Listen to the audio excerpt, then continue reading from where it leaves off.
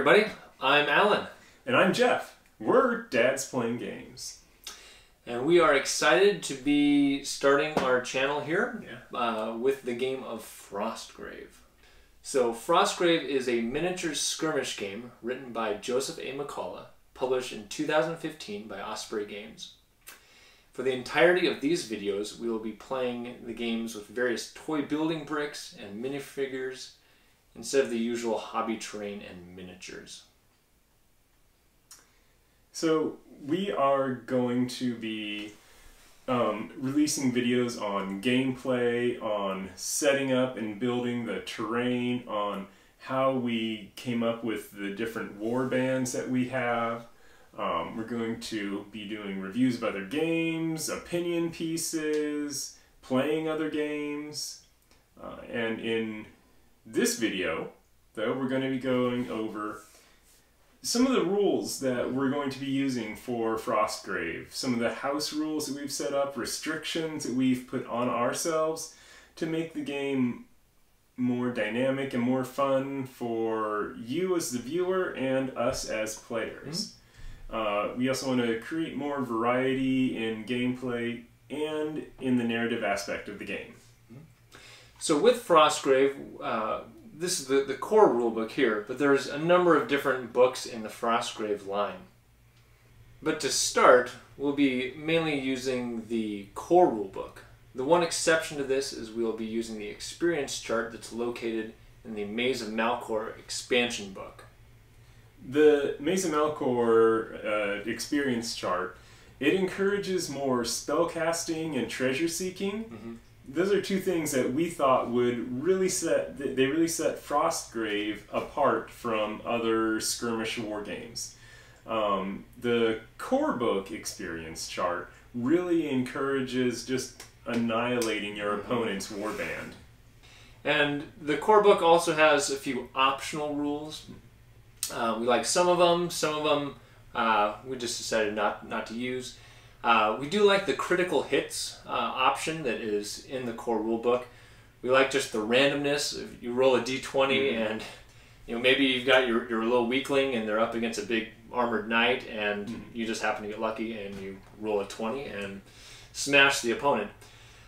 We decided not to use the wounded option because when you're wounded, you lose one of your actions, and it's just so frustrating when you can't move across the board or your crossbowman can't reload. So we decided not to use that. For random encounters, we definitely like the random encounters, but we feel like in the book, the random encounters don't happen enough. Right. So we are changing that. We're going to make it a little more, a little easier for random monsters to show up. And we're also customizing the chart of what monsters will show up because we're kind of limited based on which figures we have. So, but the random encounters should be pretty fun. And we decided not to use Transcendence. It's kind of an end game thing. And so, at least at this point, we're not going to use it. Maybe as we progress or wizards level up, we might do more with that. Yeah, that's right. And one restriction that we decided to use is the way that we divided up the spells that were in the core rulebook. Rather than picking a wizarding school and you just take whatever spells from that you want, we split the spells up randomly between the two of us. So each of us got half the spells randomly. And so that makes it to where we then built our wizards based off of the spells that we had, not picked a wizard and then the spells. Also, we decided that being as we want to cast more spells and to prevent spamming the same spell over and over and over, we made a restriction on ourselves to not use the same spell successfully 2 times in a row for each wizard or apprentice. And another thing we noticed as we've played the game is that the will stat, especially for the wizards, didn't seem to get used too much, and we wanted to make it more useful.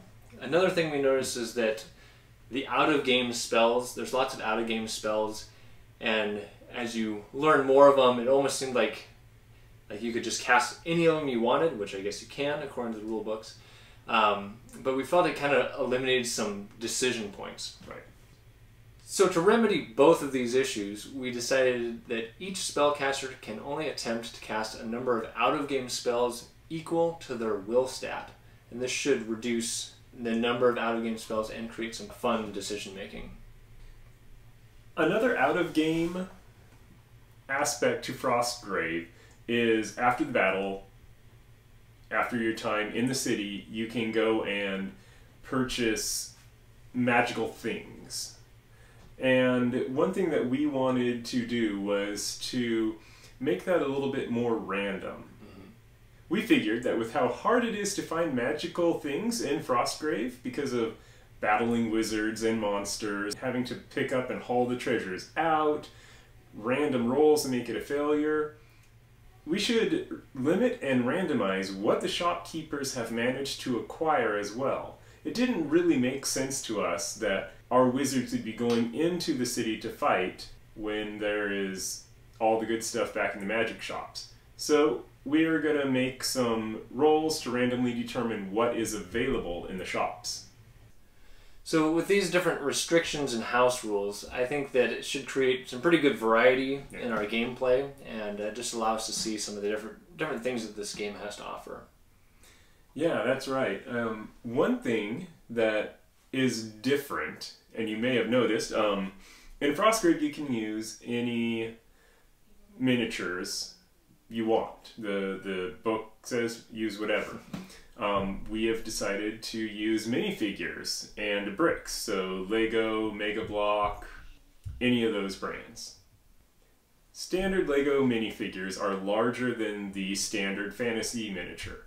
To accommodate the larger figures, we are planning on a larger board and using a brick-themed movement system instead of inches. In our games, our distances will be based on number of pegs.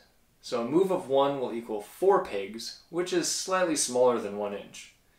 This means the scale of our board is slightly smaller than a standard scaled board. So we have reduced our deployment zone down to 12 pegs. One thing we wanted to do with our wizards and warbands is to have a little bit of variety. So we have each created 2 wizards and 2 warbands. And we will be trying to take those and randomize which warband is against which other warband. So we get to see if this wizard type is better than this wizard type, or how they all fit together in Frostgrave. And something else we want to do as we play is we don't just want to be rolling dice and moving things across a board. We also want to create a narrative that's fun and that's kind of maybe specialized to just kind of what we like. One thing we're going to do is with our story, we're starting out. Why are these wizards here? Well, these wizards have just graduated from their respective wizard schools. My 2 wizards come from one wizard guild, and Jeff's come from another wizard's guild. And as you may know, as being a dad, either because you've got kids you're trying to put through college, or because maybe you're still trying to pay off your own college, our wizards are also trying to pay off their student loan debt. Crippling student loan debt in this case. So because of that, they've traveled far from their homes to the frozen land of Felstad to acquire gold crowns, magical items, grimoires, anything they can to pay back their student loan debts.